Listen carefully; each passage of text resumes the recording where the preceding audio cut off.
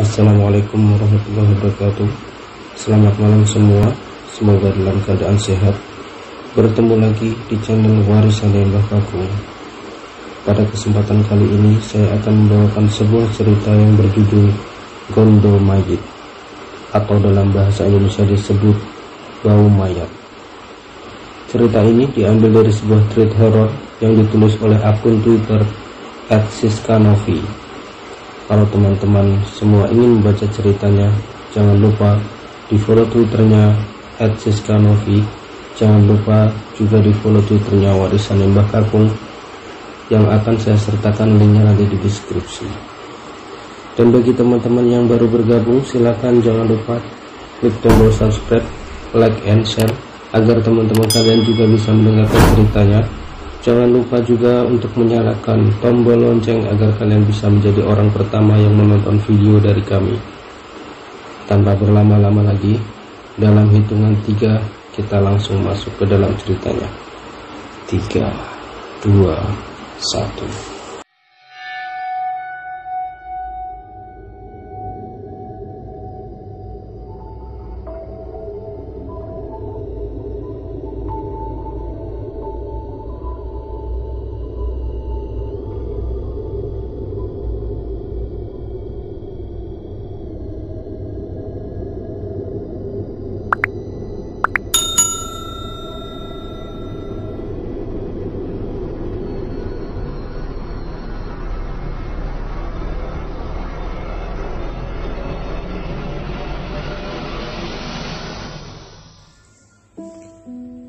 Udin sangat lelah sekali menatap layar komputernya.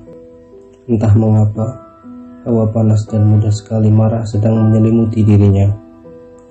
Sangat sadar sekali akan hal itu, Udin juga tidak membantah bahwa memang akhir-akhir ini dia sangat mudah sekali marah. Padahal juga karena hal sepele, dirinya juga terus bertanya-tanya, mengapa hal itu terjadi saat dirinya di rumah. Saat di kantor, hal itu tidak ia rasakan kembali. Wito, temannya sekantor, sedang melihat Udin dengan tatapan yang tajam. Seolah-olah ada sesuatu yang ingin dikatakan Wito kepada Udin selama ini. Udin yang sesekali menemui Wito sedang menatapnya tanpa jeda, hanya bisa tersenyum heran dan bertanya-tanya. Kali ini Wito ketahuan sedang memperhatikan Udin dari meja makan, karena sedang memendam penasaran sangat tinggi. Akhirnya Udin memberanikan diri untuk bertanya langsung kepada Wito. "Sibuk bro, boleh aku duduk di sini?" tanya Udin santai. Wito hanya tersenyum dingin kepadanya. "Maaf Wit, langsung saja ya, aku penasaran akhir-akhir ini kok rumahku kamu kok aneh gitu melihat aku. Ada apa Wit? Aku ada salahkah ke kamu yang gak sengaja atau apa yang aku lakuin?" ucap Udin. Wito yang tersenyum dingin kemudian terdiam menatap Udin dengan tajam. Nampaknya Wito mengetahui bahwa Udin mengamati gerak-geriknya selama ini. "Din, aku bakalan cerita, tapi kamu harus tetap tenang setelah aku menceritakan semua ini kepadamu. Kamu ada yang mengikuti," ucap Wito. Udin yang mendengar perkataan Wito langsung terkejut dan menoleh ke belakang, memperhatikan kanan dan kirinya. Namun yang dilihatnya hanyalah seseorang yang sedang duduk di meja lain dan menikmati makanannya. Wito yang melihat Udin menoleh hanya bisa mendengus. "Bukan diikuti oleh orang, Din, tapi bangsa mereka dari dunia lain. Aku bisa melihatnya. Agak bau dan juga wujudnya sangat menyeramkan sekali," jelas Wito. Wito yang melihat jam sudah waktunya kembali ke kantor, kemudian menepuk pundak Udin. "Jam istirahat sudah selesai, ayo bro," ucap Wito yang sedang beranjak meninggalkan Udin. Udin hanya bisa terdiam dan merenungkan ucapan Wito saat itu. Apa yang sebenarnya terjadi? Apakah ada hubungannya dengan masalah demi masalah yang sedang dihadapinya selama ini? Entahlah, Udin sedang berada di antara tanda tanya yang besar. Jam pulang sudah tiba. Udin segera mungkin untuk merapikan meja dan juga memasukkan barangnya ke dalam tas kerjanya. Tiba-tiba lewatlah Pak Kandar dan menyapa Udin yang masih duduk di ruang kantor. "Pulang, Din, jangan lembur aja, nggak ada gunanya. Pangkat udah tinggi kok nggak cukup aja. Nggak akan bisa yang bakalan nyanyi aku, Din. Pulang," ucap Pak Kandar dan meninggalkan Udin. Sesampainya di rumah, Udin membuka pintu dan tercium bau busuk yang sangat amat menyengat. Udin sudah mencium bau ini hampir 1 bulan lamanya. Ketika dicari, tidak ada bangkai hewan maupun bangkai apapun di dalam rumahnya. Di tengah kebingungan Udin akan bau busuk yang sering dia dapati saat membuka pintu rumah saat pulang kerja, Sari sedang melihat ayahnya dari balik tirai. Wajahnya yang ketakutan selalu terlihat oleh ayahnya sepulang kerja. Sari hanya bisa menangis lantaran dia melihat sosok menyeramkan di samping ayahnya. Sosok itulah pembawa bau yang sangat busuk sekali. Hari berlalu, istrinya Haryati sedang mempersiapkan sarapan pagi untuk Udin dan Sari. Rupanya Haryati juga menyimpan perasaan aneh selama ini. Selama ini tidak ada sesuatu yang aneh dalam keluarganya. Namun sejak pengangkatan jabatan suaminya, Haryati mulai merasa aneh. Suaminya sering sekali uring-uringan karena hal sepele. Ditambah lagi Sari sering menangis tanpa henti lantaran ketakutan akan sesuatu tiap tengah malam. Entah apa yang sedang terjadi. "Mas, besok aku mau ke rumah ibu. Palingan 2 hari aku nginep di sana. Gak apa-apa ya? Kamu aku tinggal sebentar. Aku ngerasa bosan sepertinya di rumah terus. Aku main dulu ke rumah ibu," ucap Haryati. Udin hanya mengangguk tanpa mengeluarkan sepatah kata pun. Malam hari tiba, Udin melihat Sari tertidur di kursi depan TV.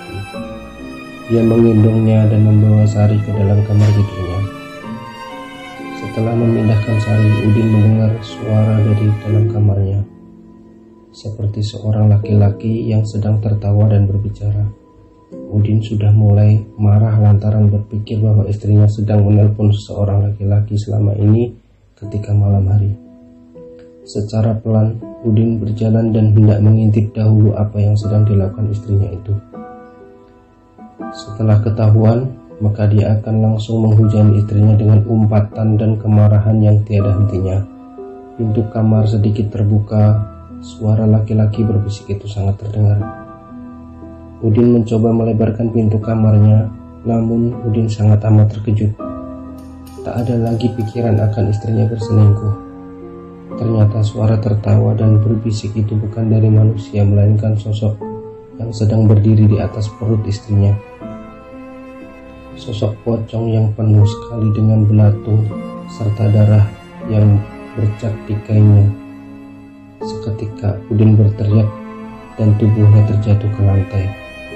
Haryati yang mendengar teriakan suaminya seketika terbangun dan melihat suaminya sudah tak sadarkan diri.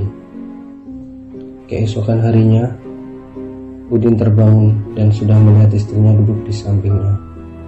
"Mas, aku gak tega mau ninggalin kamu sendirian di rumah.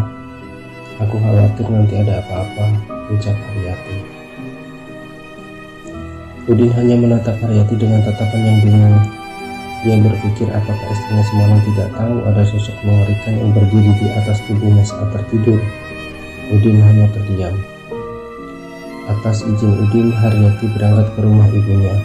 Di sana Haryati bercerita kepada sang ibu bahwa kondisi keluarganya sedang tidak baik-baik saja. Setelah Haryati bercerita tentang hal tersebut, sang ayah Pak Basuki juga menceritakan mimpinya, yakni didatangi ular, dan ular tersebut menunjukkan sesuatu yang berada di pelataran rumah Udin. Dalam mimpinya, ular tersebut melingkarkan diri kepada sebuah benda yang terbalut dengan kain putih. Mimpi itu kemudian diceritakan kepada Haryati. Haryati yang mendengar perkataan ayahnya kemudian murung dan sangat kepikiran dengan tanda yang datang kepada sang ayah. Malam hari tiba, Haryati hendak tidur dan menyelimuti Sari. Tiba-tiba dia mencium bau busuk yang sangat menyengat sekali dari kamar orang tuanya. Rasa penasaran Haryati akan bau tersebut membuat dirinya berjalan mendekati kamar orang tuanya. Mata Haryati sangat terkejut lantaran melihat sesuatu tengah tertidur kaku di antara ibu dan ayahnya. Karena Haryati penasaran, dia kemudian menyalakan lampu kamar tersebut. Haryati membelalakkan mata lantaran sesosok pocong tengah tertidur di antara kedua orang tuanya dan menatap tajam ke arah Haryati. Wajahnya yang hitam dan berlendir mengeluarkan bau busuk yang sangat menyengat sekali. Haryati berteriak ketakutan dan orang tuanya terbangun melihat Haryati sudah tergeletak lemas tak berdaya di depan kamar tidurnya. Setelah kejadian itu, Haryati pulang dengan membawa petuah dari ayah ibunya. Perkataan ayahnya yang memberi petunjuk bahwa ada yang sedang tidak menyukai keluarganya menjadi beban berat yang harus dihadapi oleh Haryati. Ibunya yakin bahwa terdapat seorang yang sudah menaruh sesuatu hal yang jelek di area rumahnya. Karena sang ayah menyarankan untuk menggali lokasi sesuai mimpinya, meskipun terlihat mustahil sekali, harus percaya hal semacam itu karena sudah dianggap tidak wajar. Haryati sesegera mungkin menceritakan kejadian yang dialami dan juga mimpi dari sang ayah. Kemudian dengan niat yang sedikit tidak yakin dan juga syarat yang harus diangkatnya benda tersebut sebelum dingsir atau tenggelamnya matahari. Udin yang mendengar cerita istrinya mencoba percaya dan yakin bahwa mungkin ada baiknya untuk dicoba. Sore itu hujan jatuh sangat deras sekali. Terlihat Udin sudah menggali sesuatu di halaman rumahnya. Haryati melihat dari balik kaca yang sedang dilakukan oleh suaminya di luar. Raut wajah khawatir dan cemas lantaran batas waktu yang sudah dijanjikan membuat Haryati bolak-balik melihat jam dinding. "Ayo Pak, cepat. Waktunya sudah mepet," ucap Haryati dalam hati. Udin yang bernafas lega karena membuka galiannya tepat waktu, kemudian mengambil sebuah bungkusan kain putih yang sudah sangat kotor sekali dan bau. Haryati menutup mata dengan kedua tangannya, seakan tidak percaya dengan apa yang dilihat saat itu. Ternyata mimpi ayahnya benar, bahwa selama ini ada yang dengan sengaja menaruh sesuatu yang kotor, sesuatu yang ditunjukkan untuk kerusakan keluarga mereka. Sesuatu itu yang membuat sosok itu kerap datang setiap hari. Kemudian Udin yang basah kuyup berjalan pelan masuk ke dalam teras rumah, membuka bungkusan kain itu. Tiba-tiba aroma busuk itu tercium kembali. Aroma yang selama ini menghantui keluarga mereka. Udin tidak menghiraukan datangnya bau itu. Tak menunggu lama, Udin kemudian menaruh bungkusan itu di dalam tong dan menyiramnya dengan bensin, setelah itu membakarnya. Api yang membara besar membuat Udin terdiam dan bernafas lega. Semua ini telah berakhir. Tidak sengaja dia menatap lurus kobaran api. Nampaknya ada sosok yang sering dia lihat yang selama ini sudah meneror keluarga mereka. Sosok yang sangat busuk sekali baunya. Matanya yang melotot menatap tajam kepada Udin. Balutan kainnya yang membungkus wajahnya penuh dengan belatung dan darah membuat Udin selalu ingin muntah saat menatap sosok itu. Sekarang dengan dibakarnya bungkusan itu juga lenyaplah sosok itu. Tidak akan ada lagi hantu yang berkeliaran di dalam rumahnya saat malam hari. Hantu yang bawa bau busuk dan tubuhnya terbungkus kain dari ujung kepala sampai kaki. Tidak akan ada lagi semua